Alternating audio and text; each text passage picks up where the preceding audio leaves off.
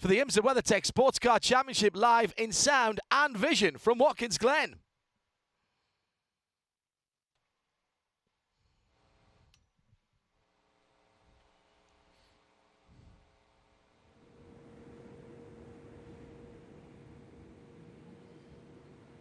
It's blue skies now that greet the revving engines of the IMSA WeatherTech SportsCar Championship.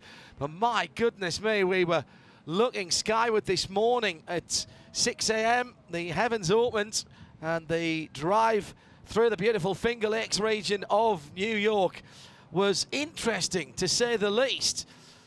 We're just underneath the Great Lakes area, and this is an area of outstanding natural beauty, but you don't get the green around here without having a bit of rainfall. We had that this morning. It's now cleared off. 3.4 miles. The inner loop, the chute, the tour, the heel of the boot are names that tell you that this place has got history. Formula One, NASCAR, IndyCar, and of course sports car racing here, with action areas down the hill to turn one, in the braking area into that inner loop, and also the heel of the boot, turn 8. Down through the years, all the big championships have been here. For a long time, it was the final round of the Formula One Grand Prix season, and world champions were crowned here. But always, always in the history of Watkins Glen International sports car racing. Indeed, in some ways, sports car racing was the birth of motor racing around these areas, because on the public roads in the 1940s, after the Second World War, that's where it started.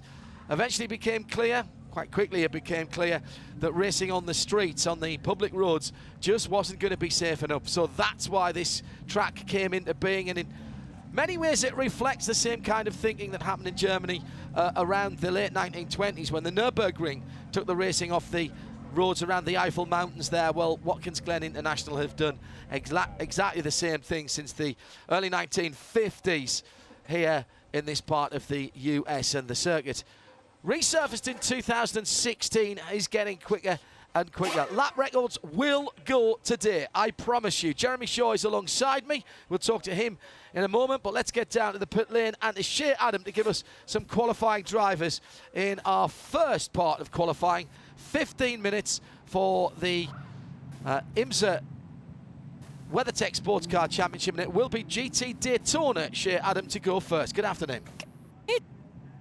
But one. There is all but one of the cars out on the pit lane right now, and that is the number 12 Lexus that has not yet come out from behind the wall, so I don't know who will be doing the qualifying duties for that. They have two options. It'll either be Frankie Montecalvo or Aaron Tielett's car. But 3 Keating Mercedes, that one is going to be driven by none other than Ben Keating himself. In the number 63 Scuderia Corse Ferrari, that one, the qualifying duties not going to the regular qualifier of Cooper McNeil, but the driver who's had the least amount of time in the car this weekend, Jeff Westphal.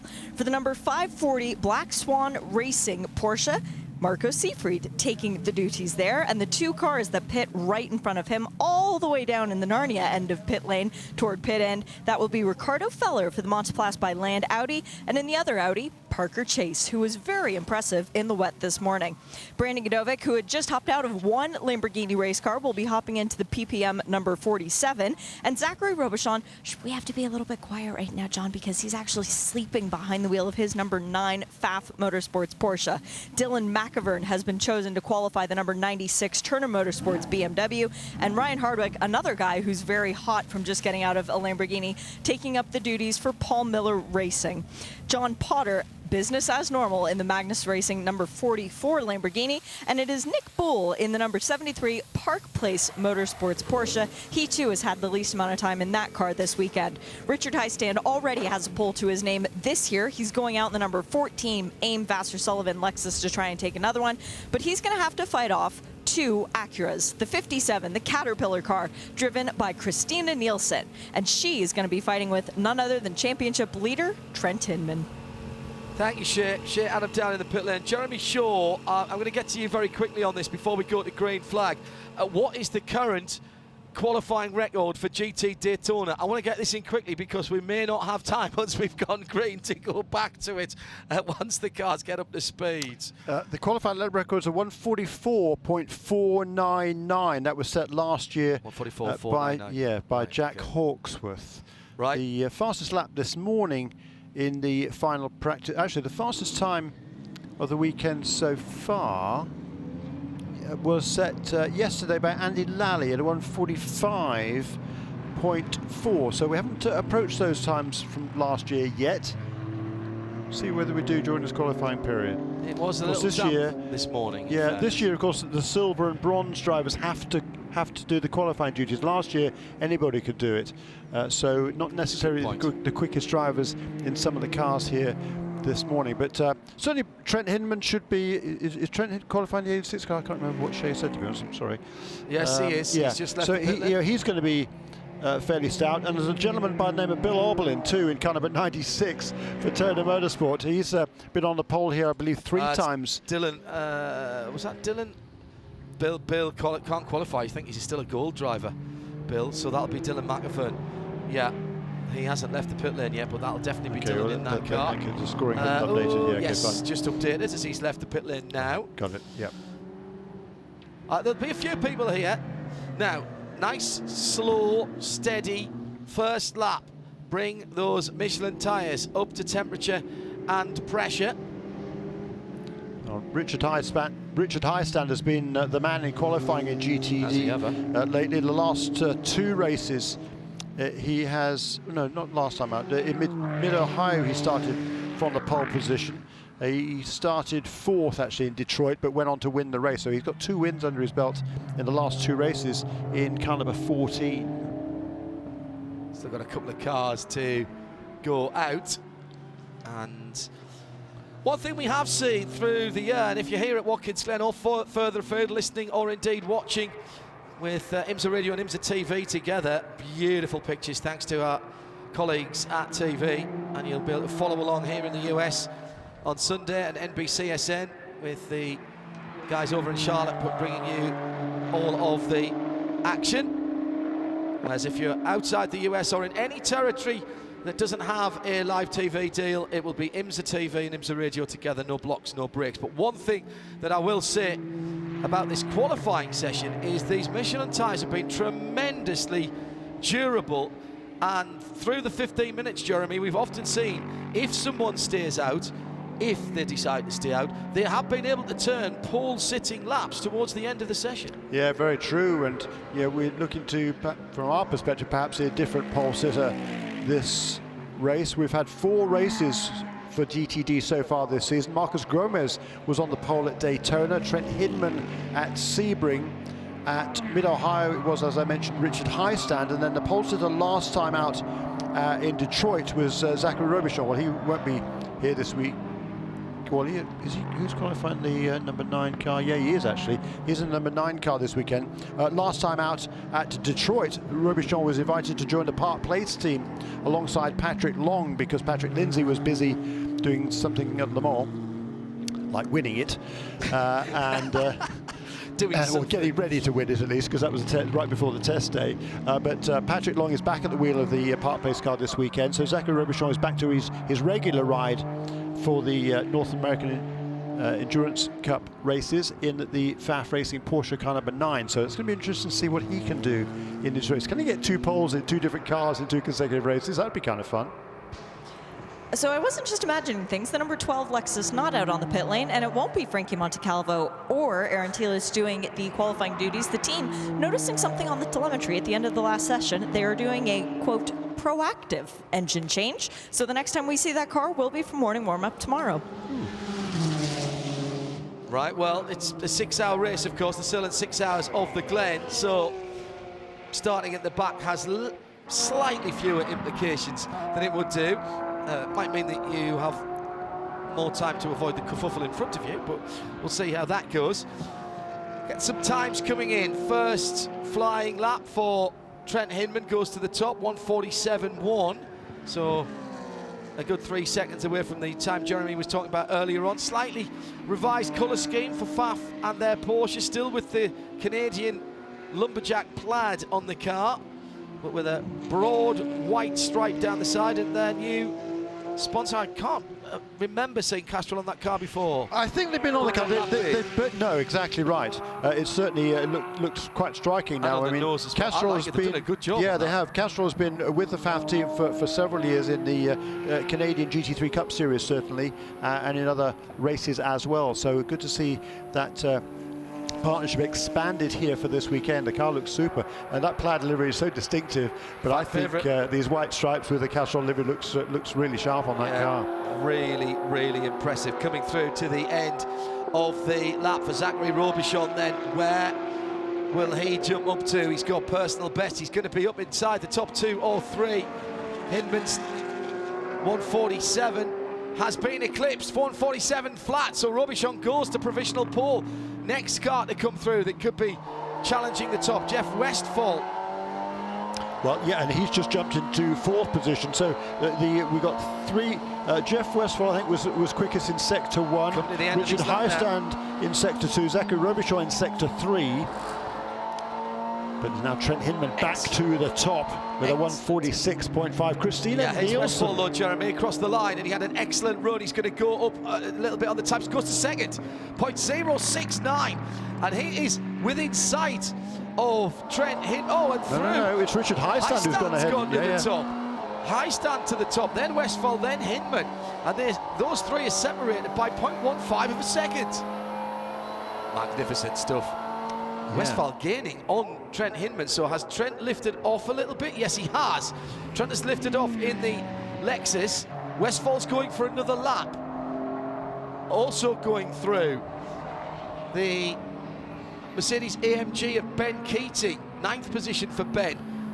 Ricardo Fella goes to the top. Yeah, for Audi by 0.078 of a second over Richard Highstand in the Lexus car number 14. Audi, Lexus, Ferrari, Acura, less than a quarter of a second apart, and Hindman's on another quick one. Well, we're not even halfway through here as we're setting the grid for the feature race this weekend, and already we've had plenty of action. Audi number 29 was leading, but Zachary Robichon goes to the top, 145.8. So all of a sudden, he's got more time between him than the next 3 cars have between 2nd and 4th. Yeah, time's tumbling, and it's different drivers setting purple sector times on a consistent basis. Trent Hindman back to the top with a 145.533 in car number 86. So it's now Acura, Porsche, Acura, Christina Nielsen. What a good job in 3rd position. Ricardo Fella, the 19-year-old, down to 4th position now in car number 29. Christina Nielsen, brilliant stuff. Live in sound and vision from trackside, IMSA Radio and TV together. Coming around now, Ryan Hardwick for the Paul Miller Racing Team with their new tribute livery, 4th of July livery. They're honouring the serving troops and veterans with the flat camel olive khaki green type colour, and all their team wearing sort of fatigues as well in the pit lane. Improvement there for Zachary Robichon and by Ricardo Fella. Ricky Fella up into 2nd position now in car number 29, 145.597, just 64 thousandths of a second behind Trent Hindman. This is super tight. Dylan McAvern improves up into the 5th position, having gone to set the purple 1st sector time. That's through turn 1, up through the climbing S's, and then down the back straight as well, the long back straight. That BMW is pretty fleet in a straight line. Trent Hindman, though, is on a better lap again now, got purple in sector 2, so he is looking to improve. He has the pole currently by 0.064 of a second. He'd like to get a bit more of a margin. In fact, those top 2, Trent Hindman and Ricky Fella, identical 1st sector times on this lap. There goes Hindman across the line. Bit of a battle going on, Jeremy, out on the track. I know it's qualifying, but this is a bit of a race breaking out between Nick Bull in the 73 Porsche, the Park Place car, right in behind him is Dylan McAvan in the BMW, and finally he gets by. Well, that was half a lap. The Turner Motorsport car was stuck behind, goes through at the heel of the boot at turn 8, and he may be just a little bit frustrated there. I think that's Ricardo Feller coming up behind as well in the Monteplas by Land Audi. Yes, it is. No, you see, now I say that, we've got 2 Audis, both in green and white this weekend, and that is the other one. It's the Starworks car. Yeah, which struggles for straight line speed. It was super fast this morning in the wet. Brilliant job this morning by Parker Chase, but in the dry, he just doesn't have the pace in that car. He does improve, I think, this time around. Actually, he doesn't because of that traffic. But Trent Hinman, he got down to 145.113, so extended his margin out the front. But Zachary Robichon has just set another purple first sector time. Also, Jeff Westphal, yeah, we talked about that. Jeff Westphal, though, up to 3rd place in a WeatherTech Ferrari. So it's now Acura, Audi, Ferrari, Porsche, Acura, Lexus, BMW. Best of the Lamborghini is all the way down in 10th position. Ryan Hardwick just crossing the line in front of us in 10th position in that Paul Miller racing car. Ben Keating doing a nice job inside the top 10 at 9. Hinman going faster again, faster first sector time, another purple in sector 2. That Acura really working well. I spoke to him last night, Trent Hinman. He was pretty confident coming into today. He and his regular driver, Mario Farnbacher, Super Mario, plus Justin Marks back aboard that team this weekend, super confident, and he shows why. He goes faster again, 44.978 for Trent Hinman. That is 44.978, so it's still half a second away from the lap record set last year, but he's got 0.6 of a second now advantage over Ricky Feller. To the line for Ben Keating in the number 33 Riley Motorsports AMG. Looks like he was having a little bit of trouble getting that car turned into the corners, still getting up to speed maybe, but he's jumped up to 6th position there, and within a second of provisional pole. That's a good run by Ben Keating, and there's time to make from what I saw of his lap there. Maybe another 2 or 3 tenths there at the very least, Jeremy. Good effort there by Ben, really good effort there by Ben. And Jeff Westphal ditto, up in the 2nd position now in car number 63, as a number 14 Lexus comes onto pit lane, loses a position on the grid to Dylan McAvan in the BMW that moves up to 7th, so that bumps Richard Highstand down to 8th position, and with 3 minutes left in the session, that's going to be the end of qualifying for the number 14 Lexus. Ben Keating on another good lap, also so is Hinman. Moving along is Dylan McAvan as well in that blue and yellow Turner BMW, going down towards the inner loop now, coming to the end of the lap. Trent Hinman with the outright best 2nd sector behind him now. He's in the final run with a couple of corners to go. Turn in from the extreme right hand of the circuit, feather the throttle, just maybe ride the brake a little bit through turn 10. No, he's pitting. He's not going to complete the lap. He's not going to complete the lap, and that'll be all for the 86 car. He must feel he's got enough in hand. 0.6 of a second on Jeff Westphal. Yeah, Jeff Westphal, that was an improvement last time around. He's only 0.02 ahead of Ricky Feller, but he is in 2nd place in that WeatherTech Ferrari. This would be Jeff Westphal's best ever qualifying run. He doesn't qualify very often, but it's just his 15th start in the IMSA WeatherTech SportsCar Championship. Jeff Westphal comes across the line one more time. Christina Nielsen to 2nd. MSR front row, 0.3 of a second the gap between 1st and 2nd as Christina Nielsen plants the 57 on the outside of the front row. McAvan's going to be in there as well in the M6. The yellow and blue Turner car comes through the last couple of corners now, and he's hanging that one out as well. Dives for the inside, lets the car go all the way out to the wall. He's very close to the wall indeed. With 90 seconds still to go, he'll get one more lap, and as he crosses the line, does that 96 car improve? Oh yes. Yes! Goes to 3rd within half a second of pole, and he's got another lap here, Jeremy. I wonder if Hinman, that's very confident from Hinman. He's coming early. Christina Nielsen in the Caterpillar-sponsored car, the number 57, hasn't improved, and in fact she will not improve on this lap. Lost 0.4 in the 1st sector, and she's lifted off. She's touring back. I wonder if she can get one more lap. No. Still a minute to go. I doubt it. Certainly McAvan's on another one, Jeremy. Yes, he is, and it's a good 1st sector as well for Dylan McAvan.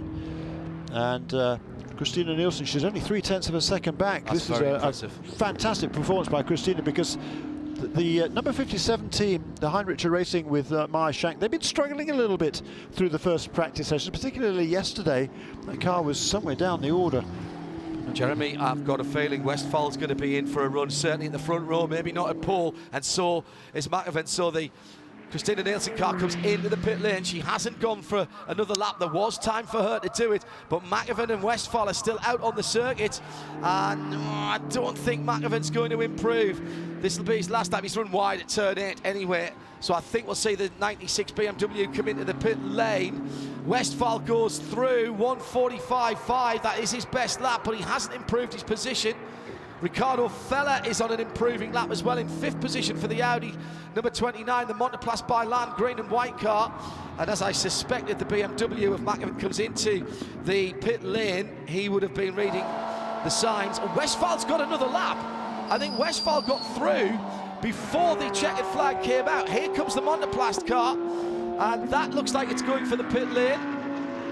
But the number 8 is certainly not, and goes through right to the wall. Checkered flag is out. 73 has seen the checkered flag. Nick Poole doesn't improve. Neither does Parker Chase in that number 8 car. But what about Jeff Westphal? He's still out there, and he's done his personal best first sector. Did McAvan come to the pits, or did he continue? He's not showing in the pit lane, but I thought I saw the BMW diving for the pits. Yes, it has come into the pit lane. And now that has just caught up on my timing screen. Westphal, if he is still out on the circuit, and I think I did see he's him go not going through. quickly. He's not going quickly though. So I think Dylan McAvan has snatched that 3rd position from Jeff Westphal. It's super tight though between McAvan, Westphal, and Feller. There's well, not even a 1/10 of a second between the 3 of them. Westphal coming towards the end of the lap now. He's through turn number 10, and I think he'll steer to the right-hand side and dive into the pits in the white and black WeatherTech Ferrari. Does so. Yeah. 0.3 of a second between first and second, and MSR lock out the front row for GT Daytona. Trent Hinman gets the pole. Outside pole, Christina Nielsen qualifying the Caterpillar car. What a good run for the 2 Acura. Yeah, and for Christina Nielsen, this is a really fine effort. That car was 13th yesterday in practice after the practice session 2, but big strides this morning, clearly learning from their teammates, and it's going to be a 1-2 for that Meyer Shank team, but that will equal Christina's best ever qualifying session. 2nd position. She was also 2nd on the grid at WeatherTech Raceway Laguna Seca a couple of years ago, actually 3 years ago in 2016. Shea Adam is down in the pit lane and will await the purple and black 86 car, which is put into gear by Trent Hinman. I've been told off and said it's not purple. Actually, Christina was also 2nd on the grid in Detroit, wasn't she? Yep. Last time out. So 2 consecutive 2nd place starts for Christina. Yeah, great job. The puce and black car, then we'll call it. Shea Adam is down there. Shea. It's pink for Auto Nation, and they do Pink Month to try and raise money for breast cancer awareness. So it is pink, and it is a beautiful shade of pink. But Trent Hinman's fire suit is still blue, because this car, which used to run in the blue and black colors, the last time Trent Hinman put it on pole, it was those colors, and that was at Sebring International Raceway a couple months ago, back before Trent Hinman was the points leader. Going to let him take his helmet off, get an opportunity to breathe and soak it all in, because this is quite the accomplishment. A lot of pressure on the shoulders for this team, especially considering that the last time out resulted in a DNF. So they're looking for quite a bit of redemption, and Trent just struggling to get his earplugs unattached from his helmet. He said, it's okay, I'll just pull out my earplugs with the helmet. Trent, that was, well, you shouldn't be nervous. You just went out there and did what you do best. And guess what? You wound up the best of all the drivers. How hard were you pushing on those laps? Pretty damn hard. At least everything that this Acura NSX GT3 had. But lots of unknowns after practice 1 this morning, just between the weather and, you know, we made some gambles on our setup last night. We really wanted to try them out. We didn't have the opportunity to, but as always, the Meyer Shank Racing guys pull through. It's an excellent 1-2 for the team. We're obviously very happy about it, very excited, and you know, as competitive as the GTD category is now, qualifying is absolutely 100% important. So it's going to be really nice to have this Acura out in clean air tomorrow. Just really grateful to be a part of this crew and have another pole position this year, and it's all down to the hard work by the Meyershank Racing crew. So which would the Meyershank Racing crew prefer tomorrow then, wet or dry? We'll take either.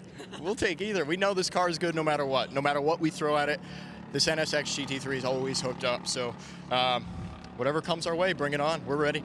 And your teammate Christina Nielsen putting the 57 alongside you. It's going to be an all-MSR front row. How important is that going into a 6-hour? Well, it's huge. It's huge. I mean, a ton of work has been put into these cars ever since Detroit. Obviously not the greatest weekend for us. So, I mean, to repay the guys with a 1-2 on the grid for the Sahlen 6 hours of the Glen, I mean, that's huge. So I'm happy with it. I hope they certainly are. But we'll see. There's still plenty of work to be done for tomorrow, and all focus is on how we're going to be in this position at the end of 6 hours tomorrow.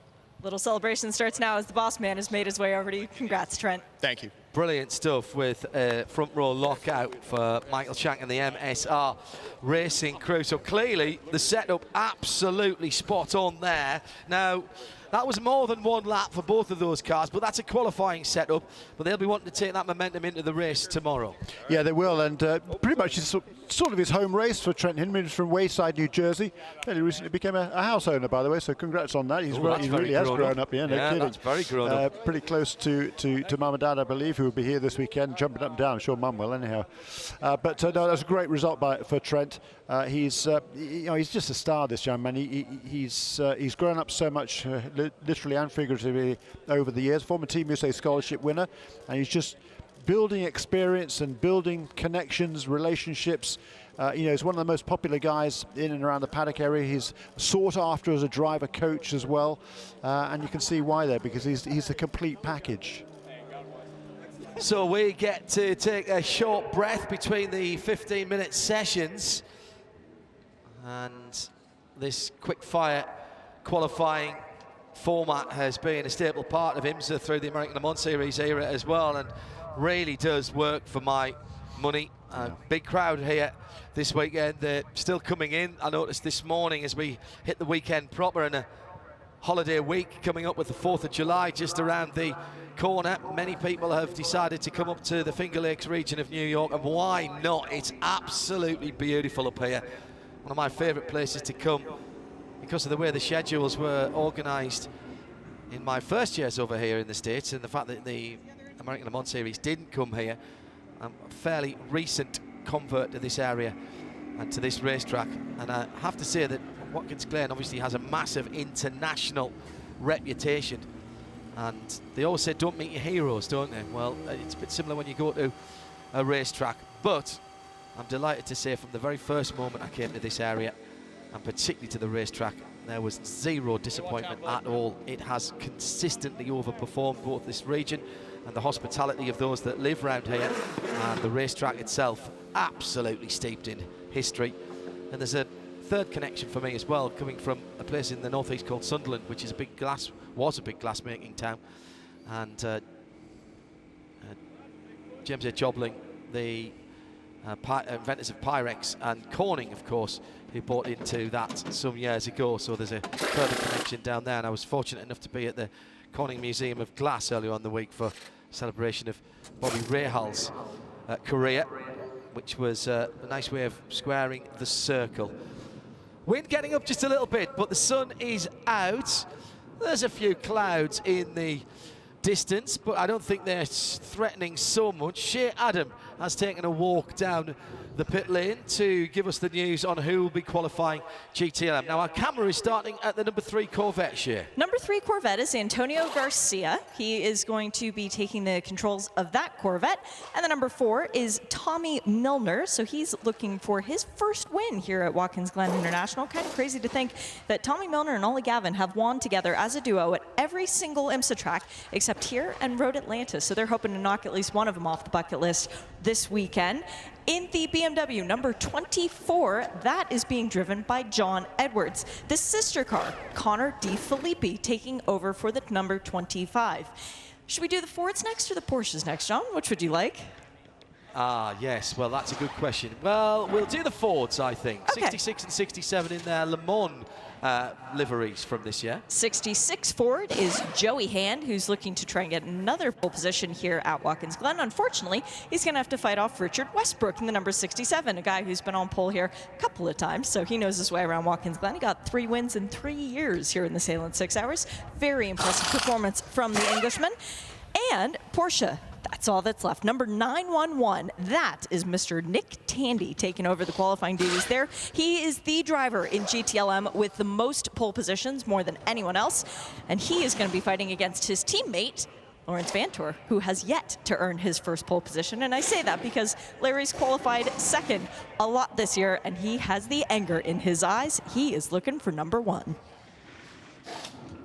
Perfectly synchronized with the vision. Thank you, Shea. Thanks to our colleagues in TV for giving us an excellent view.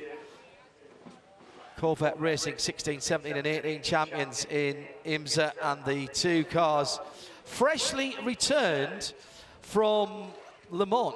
However, the number 4 car is, of course, the spare chassis that went to Le Mans, Jeremy, and we sent over 6 cars as far as GT Le Mans to Le Mans. 5 of them came back intact. Green flag is out, and such was the organisation of Corvette Racing that they were actually building that car on site at Le Mans before the end of the 24-hour race, so it'd be ready for this event. Yeah, slightly different specifications between FIA World Endurance Championship and here in the IMSA WeatherTech SportsCar Championship. The last time this particular car actually raced was at Sebring in the WEC event there, so clearly that transition has been made seamlessly, and the car was fast right out of the box yesterday. Where's your money, Jeremy? Yeah, here's my money. Well, Richard Westbrook is kind of the man here in qualifying in the Ford GT. So I think the Ford's, I mean, look, it's pretty wide open, isn't it? I have a dartboard here with numbers on it. Would you like to just throw a dart? Probably. I mean, Westy was quickest again yesterday in practice, so he's got to be the favourite, I suppose. But yeah, the Corvette's going to be fast, and well, so's everybody. Yeah, dartboard time, I think, John. I had a quick chat with Richard. I haven't seen too much of him over the last few weeks. Bizarre, because we've been in quite a lot of the same places, but obviously, you know, always get to socialise with the drivers, particularly in an event as large as Le Mans. And if you're off kilter with people and you're not either on or off at the same time as them, you see the same people in the paddock if they're doing a roughly the same rotation as you do out at the broadcast booth, which tends to be the same sort of hours as well, interestingly. So I hadn't seen Westy for a while. I had a quick chat with him yesterday. Super relaxed, loving his driving over here. He looks as fit as a butcher's dog's personal trainer, as all of these guys do. They're coming off a really busy few weeks, of course, but all of them raring to go, and a great track to come back to. That was the point that he made. He said, you know, and the guys who went to Nürburgring the same, if you've been to Le Mans, you've been to Nürburgring, you come back to Watkins Glen, what a great place to come back to and ply your trade. The rumble of the number 4 GT Le Mans car, that is the Corvette, of course, Tom Milner. Particularly with the weather conditions we've got right now. We had some rain for the earlier practice session this morning, but now the sun's out, it's warming up. Still a little bit of a breeze though. Conditions a little bit cooler than yesterday, and conditions are pretty darn good. So will we see a new track record? We haven't seen the GTLM cars approach lap record time yet this weekend, but that's often the case in GTLM. Yeah, and again, the opening laps here, particularly in GTLM, they have been known to stay out for the whole 15 minutes, and again, the way they use their Michelin tyres, it is not unusual that we get the last lap being the fastest laps. Tommy Milner got the circuit to himself pretty much at the moment as he is rolling. Antonio Garcia, his teammate, has rolled out as well in the number 3 car. That is the sound of a Ford going past us. So which Ford was that was out? That was the 67 car, wasn't it? The very light blue car. Already 4 minutes of the 15 gone down. There goes Garcia past us now in our IMSA broadcast centre. Got a Porsche out there as well, which is what Tommy Milner has got in front of him as he comes to the Tour the Boot. I don't think it's slowing him down at the moment as he exits turn 7 into the inner loop. Little mistake by the Ford number 67. Just clipping the curb too much and ruining the exit slightly. Got a good run down the chute though. Who did we put in that 67? We put Richard Westbrook in that car, didn't we? Yes, we did. 66, Joey Hand. Great to have Joey back with us, looking like he's recovered from that nasty virus that he really laid him low for a couple of races. Back at Le Mans, admitted to us the other day, might not have been exactly 100%, but wanted to push himself, and it's clearly paid off, so great to have him back here in the IMSA Championship. Yeah, as you say, missed those 2 races. That's unlike Joey to be sitting out things. He wasn't really doing it by choice, that's for sure. But he is back now. I saw him briefly yesterday, and he does look good. He's got his son Chase here this weekend, and Chase actually no mom this weekend either. So he's, I think, they're kind of putting him to work a little bit at the team, and several other teams doing the same actually. Same sort of thing at PR1 Matheson Motorsports in the LMP2 ranks, because Bobby and Lisa Orgel's son is here again, working away. Put him to work, why not? So time's beginning to come down now, and the first representative time's coming in. It is Richard Westbrook who sets the pace, 1:43.7. Again, Jeremy, what's the time we should be looking for here? Yeah, we're a couple of seconds away yet. 41.3 was the lap record. That was set back in 2016 by Richard Westbrook. He was also on the pole here last year, and that was a 41.9. The fastest time yesterday in practice was a 42.3, also by Richard Westbrook, the man of the moment here at Watkins Glen International. Well, Antonio Garcia has just taken the fastest first sector. Richard Westbrook, the fastest second. Tom Milner's coming through to improve. Now, from our right to left on the start-finish line, crosses the line and goes to the top. 1:42.1. So a big chunk of time there from Tom Milner. Now finds himself 1.6 seconds ahead of the pack. That's not going to last, but that will tell you just how quickly these times are going to start tumbling when people start getting some heat and pressure into their Michelin tyres. No sign of the Porsches troubling the top yet, but I hear the sound of another Ford, and the Fords are now second and third, with Joey Hand going up into second with a 43.8, but it's still second and a half away.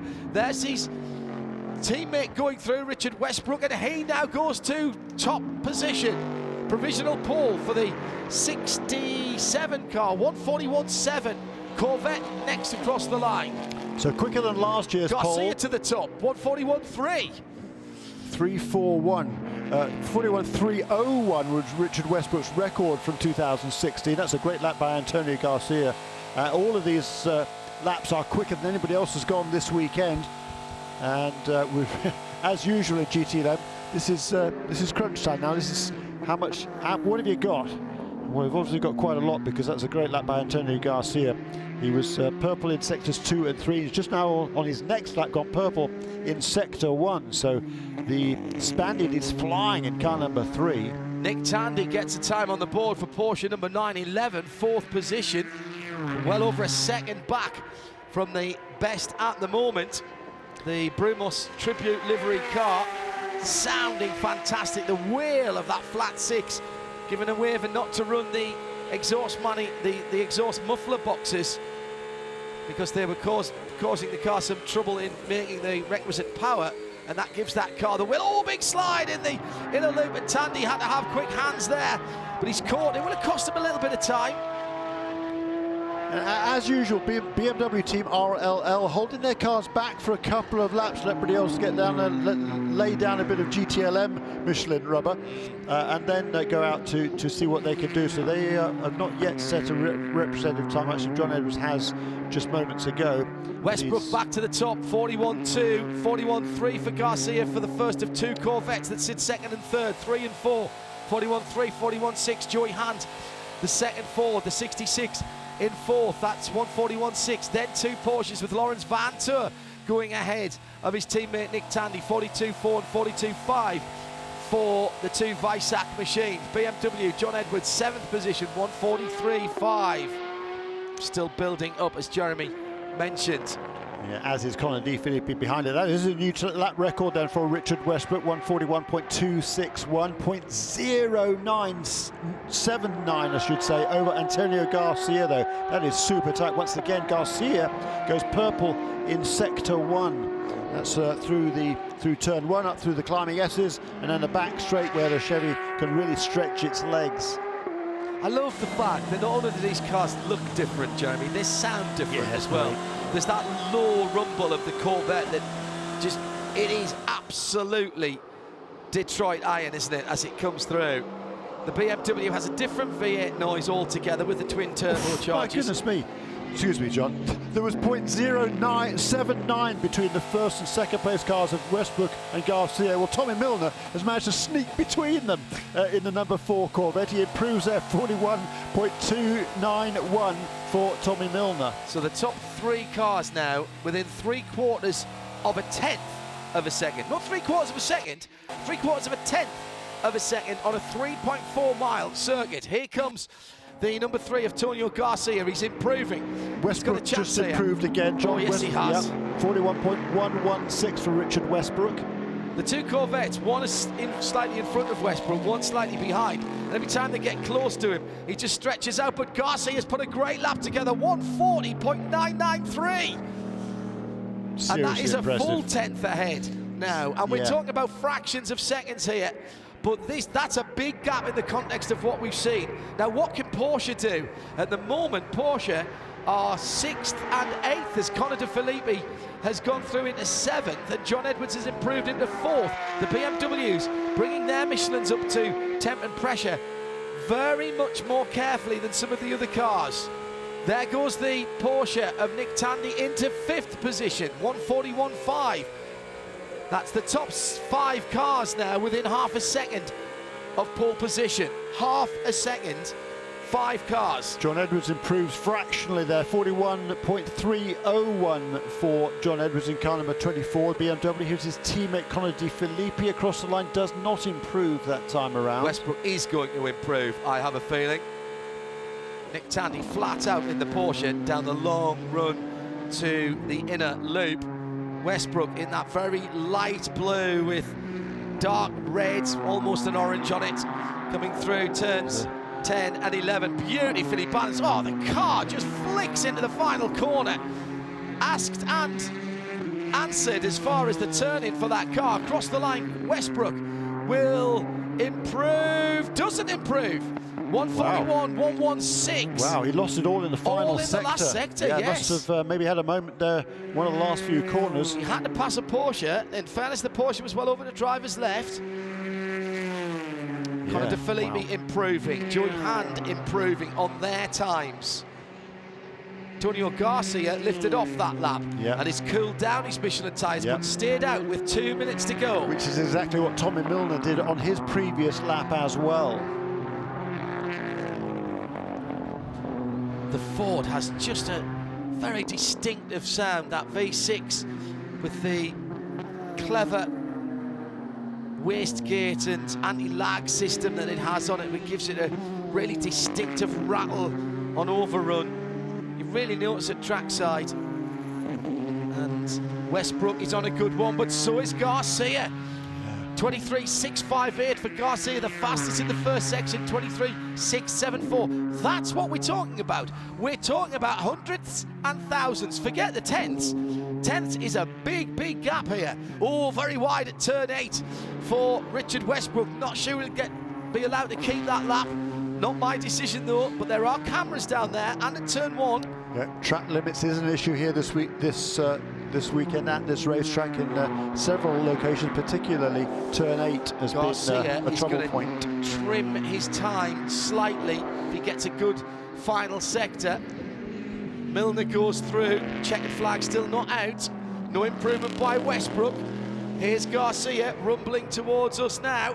He's got a couple of corners to go. Lap. This is a good lap. It's going to be about a 40.7, high 40.7 maybe. Wow, he's really throwing that car. He was on the edge of that outside curb there at turn 10. Gave it a little, there was a little more to come in the final corner. He goes across the line now. 39.3 in the final sector, 140.799. And that, he's lifted off immediately. He knows, I think he's got the best from himself, the car and the Michelin tyres. Who's still out there? Well, Conor De Phillippe's just done the fastest first sector of anybody. He has. On his last lap, he got ahead of Lawrence Vanthoor, so he was up in the 7th position at a 41.7, so about almost a second behind. But as you say, he's on a really quick lap now. Missed the apex of turn 9 by a little bit. But I don't think he's on pole, but he could be maybe the inside of row 2, maybe squeeze onto the front row. That would be a result for the Team RLL BMW M8 GTLM. We had a lift there, I think. I think he had a lift coming through the final corner as he crosses the line now.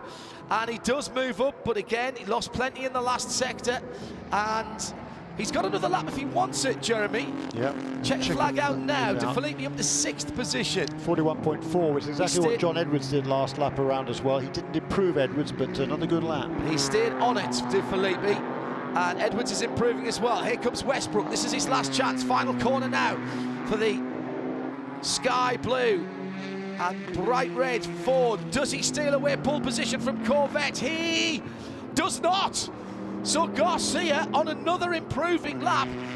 Yeah. He's not going to be beaten by a Ford. He'll have to be beaten by a Porsche or a BMW. Yeah, not going to be the Porsche, I don't think. But Joey Hand also improved on that last lap, a 141.265 up into 3rd place for Joey, right behind Richard Westbrook. It's still Antonio Garcia who's out in front. And I don't think that this lap by Conor De Phillippi is going to be enough. I think that's going to be, he's really the last guy who has any chance at all of going to the top. In the first sector, Phillippi's nailing the uphill S's, isn't he?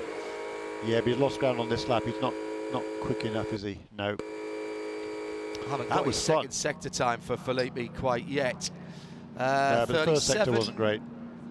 Phillippi's first sector was a 23.6. That was the fastest of anybody, and he's on a 37.9 in the middle. Phillippi's still on it here. No, Let's not quite give this one up yet. No, he's lifted off. Has he? Yeah. Right, cruising Nick Tandy coming into the pit, so it'll be 7th and 8th from the Porsches, huh? Well, I wouldn't have put money on that one, I must say.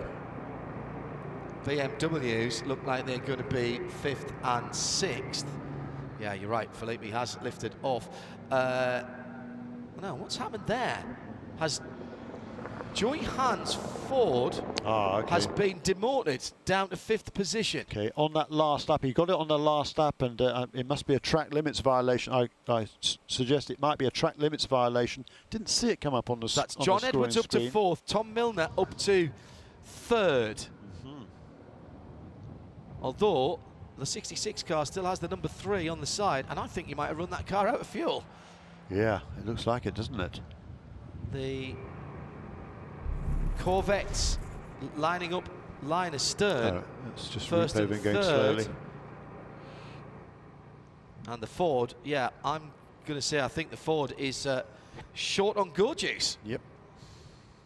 As it trickles in fact, both Fords, because Richard Westbrook's in the pit lane and has stopped halfway down pit lane.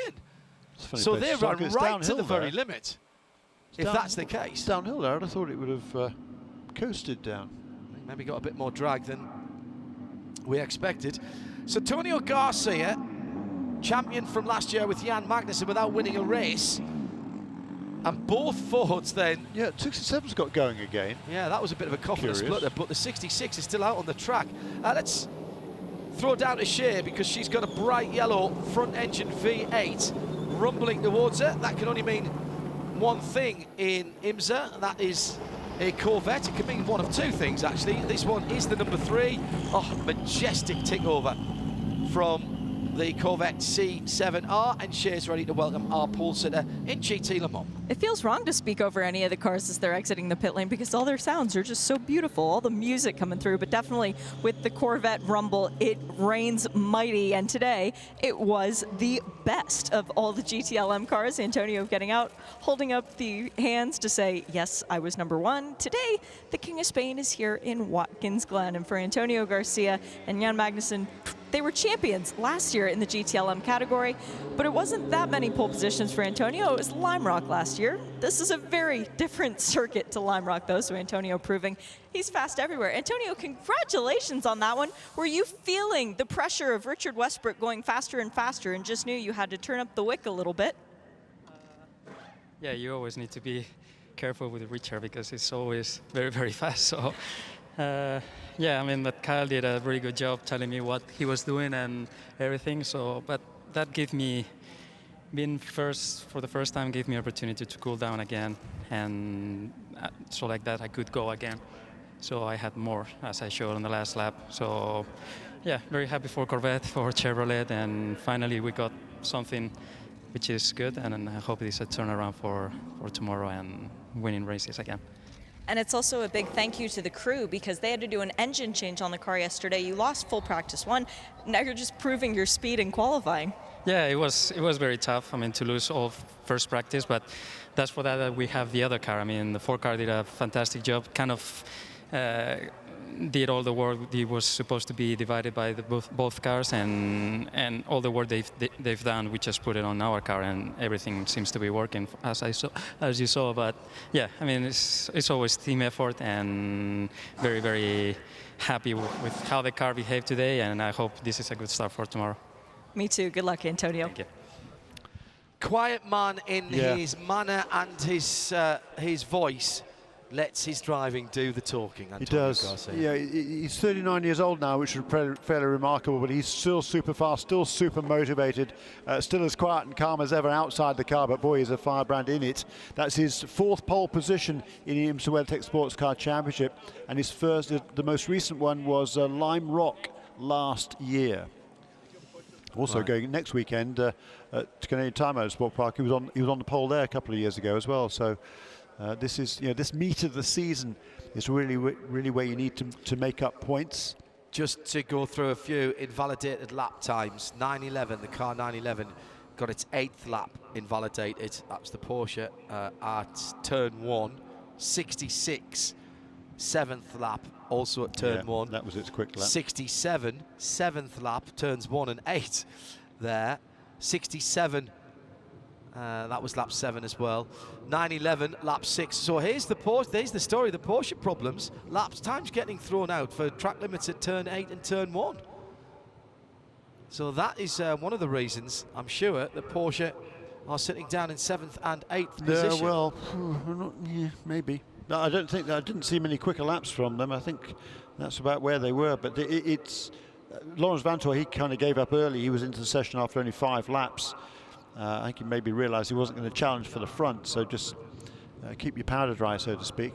But Nick Tandy, his best lap was a 1:41.5. I don't think they might have had laps invalidated, but I'm not sure they're any quicker than that. Certainly for Joey Hand, he lost his best lap, and that's moved him from second on the grid to, third on the grid to 5th. Yeah. But yeah, that was a really interesting session and a great effort from Antonio Garcia. No, numbers 911, Porsche, and the 3 Corvette, of course, missing FP1 yesterday, free practice 1 yesterday, which was a warm, dry, hot session. That means they won't have used their allocated tyres.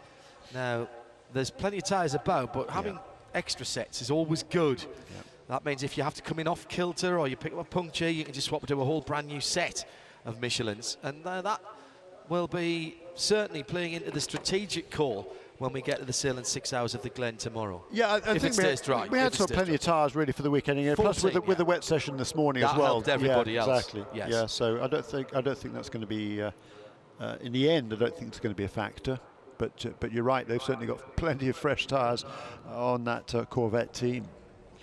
Let's head to Shea Adam as we close out our qualifying sessions. It's the prototypes, LMP2, and of course DPI. Let's start with Mazda, if you don't mind, Shea. I haven't gotten there yet, so okay. I can't tell you who those are, but I can go from the pit out and down as I'm walking down. It's the 2 Philippes on duty for the Action Express duo. For Mustang Sampling, it is Philippe Albuquerque, and for Wayland Engineering, it is Felipe Nazar.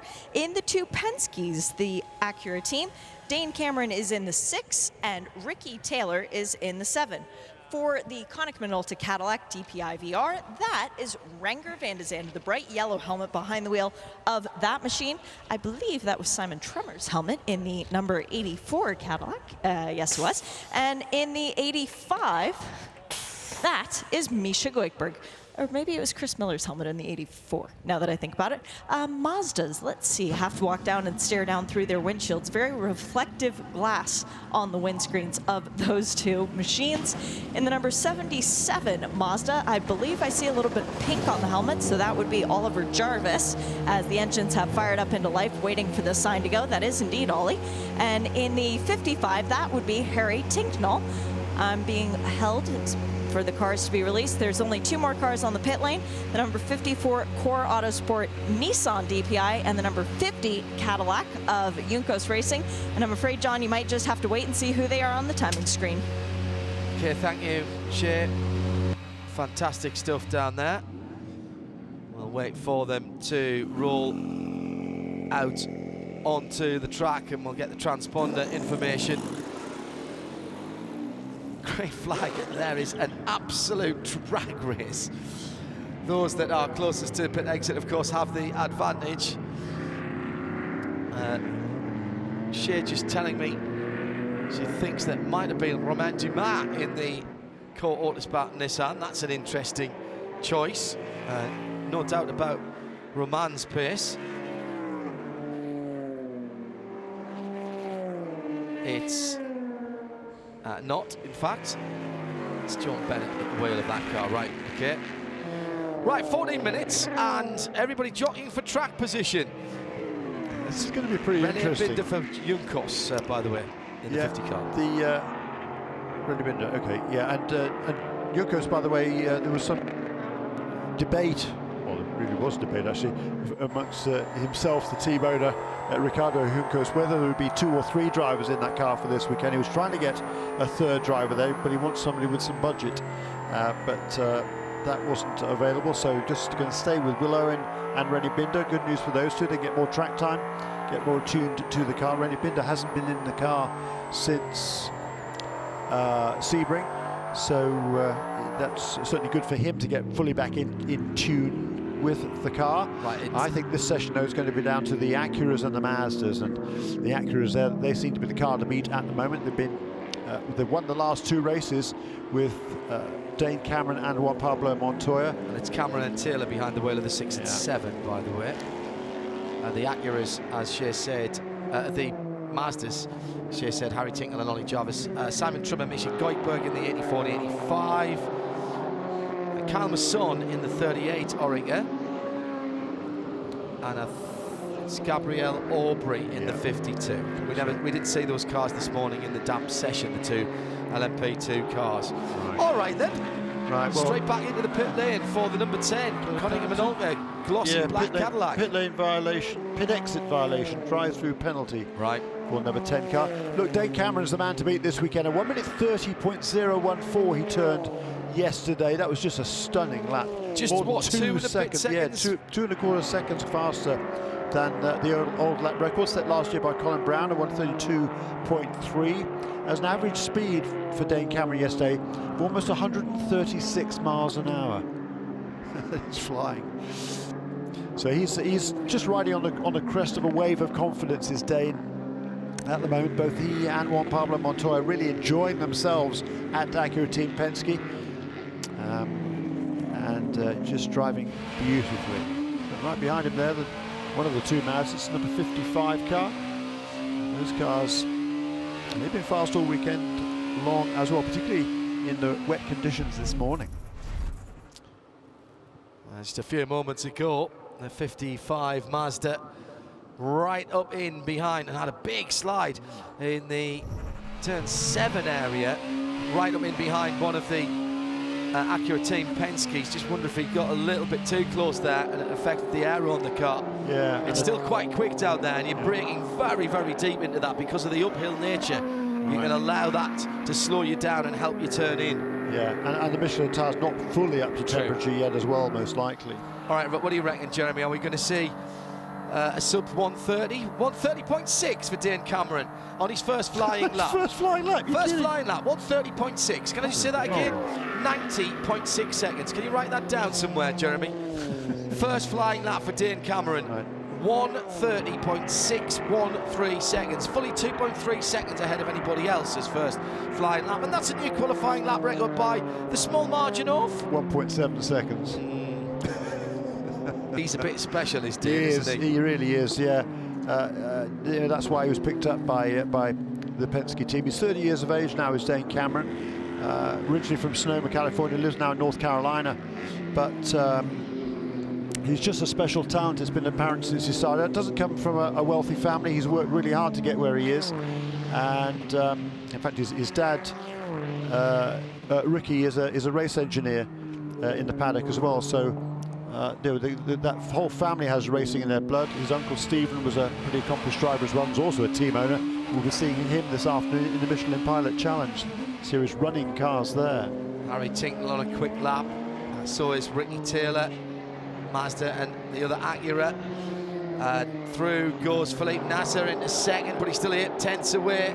Albuquerque goes through. In fact, Nasser's 1.5 seconds away.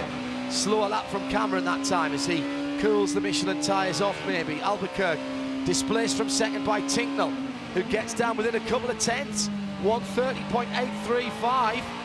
So it's Acura, Mazda, Cadillac, Orica, with Kyle Masson in fourth position for a while, then now down into fifth, sixth now. But wow, that was a good lap by Kyle Masson. 133.5. And Dane Cameron, having cooled his tyres, immediately gets back on it on this lap.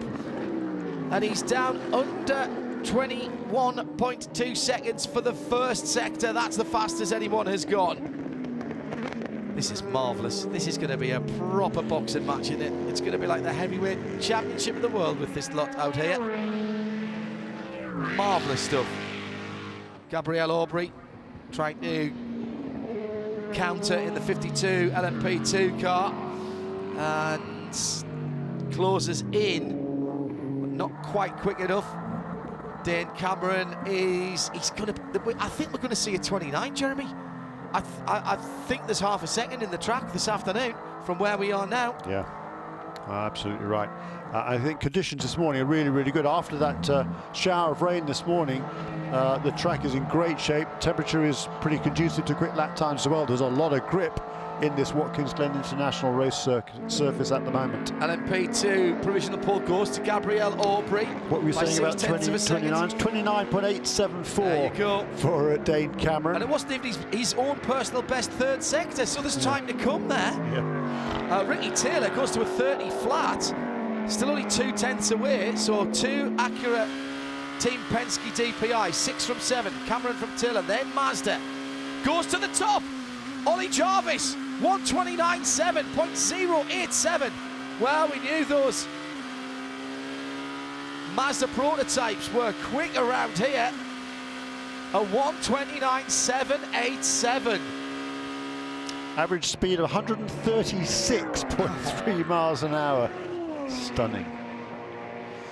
Yeah, we thought it was going to be between the Mazdas and the Acuras, and right now the two Mazdas are sandwiching the two Acuras. Oliver Jarvis leads the way there. He come in 77 at a 1:29.7, 1:29.8 for Cameron in the Acura car number 6. Ricky Taylor 30.0, Acura number 7. Harry Tinknell 30.8, yes, sorry, Jeremy. Yep. 129.787. What a perfect Mazda time. The 787B, one of the great Mazda race cars of all time.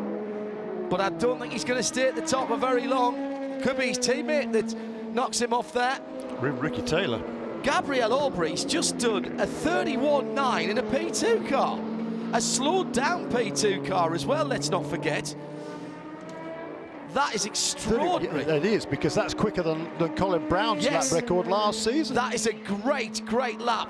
Harry Tinknell does improve, and we've got 4 cars now under 129. Yeah, covered by 2/10 of a second. It's still in 4th for Tinknell. Mazda, Acura, Mazda, the Japanese manufacturers. Really, really going well here. We've seen this before. Best of the Cadillacs, Philippe Albuquerque in the Mustang sampling number 5 from Action Express. Oh, I really hope the 787 time steers. That would be perfect for a Mazda time. John Doonan will appreciate that because he's a student of the sport. Oliver Jarvis lifted off in that last lap. I don't know whether it was by design or not, but he had to pass the slow Nissan of John Bennett on that lap. Just hearing from Shea Adam, who has been talking to the PR maestro that is Tom Moore at Porsche. Lawrence Vantour, only 5 laps in the 912 Porsche, had a slow puncture on that car, and you're not allowed to change anything in qualifying. That's why he only did the 5 laps and came in early. Gabriel Aubry is going faster still. Listen, don't get me wrong, all the DPIs I'm impressed with, but that of a 1:31.7 in a P2 car round here, that is hauling the mill. It is. Renger van der Zande is best in class at the moment in the Cadillacs. He's best at a 1 minute 30.8. Yeah, that's but he's a full second away from Oliver Jarvis. Yeah, he's just gone ahead of Philippe Albuquerque. It's a great effort by Gabriel Aubry, isn't it? Yeah, it is. It's an extra. I mean, listen, it's a smooth track here, and the LMP2 cars do better on smooth tracks, but they've been slowed down significantly. Yeah. And it's his first time here, Jeremy. Yeah. I mean, that is just outstanding work. I love these little stories that pop up, not necessarily right at the front of the field. Right. I mean, we've got a great battle at the front of the field, as Ollie Jarvis has a 0.087 of a second lead. 129.787 against 129.874. 77 Jarvis, Mazda from 6, Cameron and Acura. Ricky Taylor, the 7 car, a 129.9, and also on 129.9, Harry Tinkle on the 55 Mazda. Van der Zande got held up a little bit there and hasn't been able to improve. Felipe Nasr trying hard in the 31. That's the red, white Whelan car. Did improve last time around, but he's still only 3rd of the Cadillacs. He's absolutely nailing the curbs through the inner loop. Looks like he's picking up a bit of understeer through the carousel. Just having to turn the wheel maybe more than he wanted to there. That could be just the fact he's pushing on, trying to take speed through there. 3.5 minutes still to go. Dane Cameron purple in sector 3. That last lap was it was a 29.900, which was only 26 thousandths away from his best time. That would be good enough again for second place, but not quite good enough for first. It's still Oliver Jarvis leads that way. He's slowed down again now in sector 2 particularly, so cooling those Michelin tires number 77 Mazda. Not a bad first sector for Dane Cameron. He had a good entry onto the start-finish line. Ollie Jarvis is staying out there, but he's well off the pace. Checkered flag is out. Checkered flag is out. What? Shouldn't be. Should be another 3 minutes. Right, okay. Let me look down. Right, I should have looked with my eyes, not just on the screen. Right, okay, ignore that, Hindhoff. Felipe Nasr up to second place amongst the Cadillacs. 3/10 so still behind Renger van der Zande. That's car number 31 for Felipe Nasr, the championship leader, along with his co-driver Pipo Derani coming into this weekend with a 5-point advantage over Dane Cameron and Juan Pablo Montoya. Both of those two, Renger van der Zande and Felipe Nasr, improved on that last lap. Van der Zande now within a second of Oliver Jarvis. Jarvis is on another quick one, Jeremy. He's feeling the pressure. He's cooled the Michelins down, and now he's pushing again in the 77 car. Clear track ahead of him. Through the chute, down in towards turn 6. How late does he brake and turn in there? Gets the power on, rides the curbs on the right-hand side. Now he's looking right into the corner. Lets the hill slow him down and help turn him as he goes up through 7. Cresting the first of 2 rises on his way to the right-hander at turn 8. Nail the braking point here. There's a car in front of him. Fastest of anybody in the second sector. Now, hopefully, he won't be held up by the JDC Miller Motorsport prototype ahead of him. Don't think This should be. Oh, he's just slid wide at turn at number 9. Just didn't get the turn in there. May not have lost too much time there. could still be on for something very special indeed. 29.787 is what he's got. He stayed on it, Jeremy. He's all the way out to the wall. Oh, just grinds the curb as he comes across the line now through turn 11. Doesn't quite, yes, does improve. 29.6, 29.639. He's pulled out a couple of tenths, and that was with a mistake. And he's got one more lap if he wants it. That was with a mistake in the sector 3. Yeah, Dane Cameron last time, and he made a mistake early in the lap, but he's on a good one now. A good first sector for Dane Cameron in car number 6. He's certainly within striking distance of the Oliver Jarvis Mazda, but he loses a couple of tenths in the middle sector this lap for Dane Cameron. But we know in that car number 6. We know that Ollie Jarvis lost a couple of tenths in that last sector. This is going to be very close indeed, Jeremy. There was a 29.4 in the track today for Ollie Jarvis. He'll be annoyed he's left some time out there. He'll be doubly annoyed if Dane Cameron can pick it up and run with it to the line, and that's what he's doing now. Out of the final corner, here comes the Acura for Acura Team Penske. No, he's not going to do it. He's not going to do it. He's pulled a little bit closer. Yeah, he did improve, but that's despite losing a couple of tenths in the middle sector. He's 0.223 down is Cameron. Yeah. It's in the car. Can he extract it? Good battle amongst the Cadillacs. Renger van der Zande, he's just brought that 5th place car number 10, the Conor Minolta machine onto pit, and also Philip Albuquerque having improved in each of his last couple of laps. So there's about 4 tenths of a second between those two. Felipe Nasr, surprisingly, down in 7th position. 10 seconds left and Ollie Jarvis is out of the gas. He's cruising back to the pit lane. He's not going to do another lap time, and Dane Cameron's just done a 21.1 in the first sector. So all of a sudden, it's on again. So Dane Cameron, no, he's out of it. He's out of it in the 6th car. I think that's an old time popping up on my screen as the checkered flag is now in hand. Well, fastest first sector to Dane Cameron, fastest second sector by all of nothing at all, by the way. 2 tenths in the middle sector, Ollie Jarvis's advantage over Dane Cameron. Ricky Taylor was a bit closer to him, but that's where the pole position gap is, Jeremy, in that centre section for Ollie Jarvis. Yeah, very impressive qualifying run there by Oliver Jarvis. A really solid performance. I mean, the Mazdas have been super fast this season. They've been on the pole more often than not, but can they do the job tomorrow? That's the real key. That's what's missing from Mazda Team Ineos, is the W, the win, the victory, and they would like it no better than here at the Sahlen 6 Hours of the Glen. But hats off to Gabriel Aubry, 8th fastest in that LMP2 leading car for PR1 Matheson Motorsports. And I'll tell you what, Carl Masson did a very, very good job too in the number 38 Performance Tech Motorsports Orica Gibson LMP2 car. He's only 7 tenths of a second behind, and that's really not a lot around here. And even Carl Masson's time of 32.4, that's fractionally outside the lap record, the outright lap record that was set last season by Colin Brown. Right, can we disallow that 6:39 and give him back the 7:87, please? Because he's still on pole position, and that's a much more Mazda time for Ollie Jarvis. 1:29.639 then for Ollie Jarvis, a new lap record, and I'm not sure there's much left in the tank of Ollie Jarvis as a driver, but certainly of the little engine that can for Mazda, 4-cylinder, turbocharged, smallest engine in the prototype field, and he rolls up with the door open next to Shea Adam, just gathering his thoughts as the fastest DPI ever in qualifying here at Watkins Glen, a 1:29.639 for an average speed of 130 plenty. Yeah, 136 plus. 136 miles an hour. He is happy. In the end, in a battle that looked like it was going to be of tight margins, it was 2 tenths, and that 2 tenths pretty much all in the middle sector as John Doonan runs down and lifts up his driver.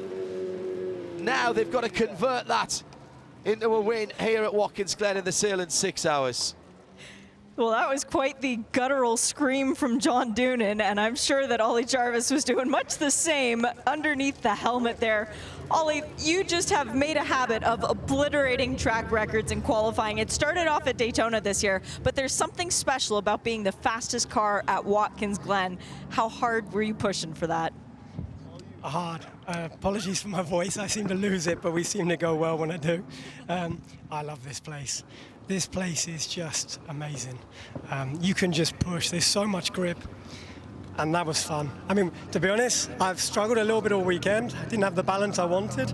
Teams worked phenomenally hard, and that's important for us. I think you can see it from this man here. We're happy with that. So, and it's a close fight. You know, the Penske's are quick. I think Dane again, he's giving me some pressure, but I'm really pleased with that one. Well, congratulations on that. I won't make you strain your voice too much. Instead, we'll talk to the man who clearly has a lot of voice left, John Doonan. Another pole position for Mazda, number 3 on the season. It must feel good. It does feel great. The program needed this, especially after Detroit. It's a very tough race. We got both cars taken out, and everybody rebounded. That was the theme of my note to the team, is it's all in how we rebound. And frankly, the support from Multimatic, that entire pit box of engineers, the folks at AER are doing a fantastic job with this MZ 2.0T, Mazda power plant, and that race team's putting together good race cars. So now it's time to put it all together tomorrow. You know, these polls are great, track records are great, but we came here to do one thing, and that's to put this thing on the top step. And long race tomorrow, but it's really good to start up front.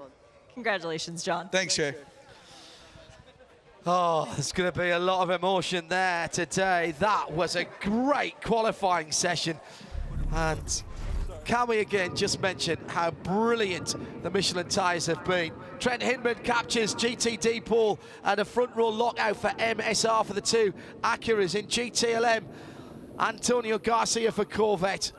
In P2, Gabriel Aubry with a new lap record for LMP2, an extraordinary run for that car. And it is the fantastic run and the fastest DPI lap ever by Ollie Jarvis that takes pole position for the Sahlen 6 Hours of the Glen. See it, hear it, live it on IMSA Radio and IMSA TV tomorrow. For Jeremy and Shay, I'm John Hindhaugh. Bye-bye.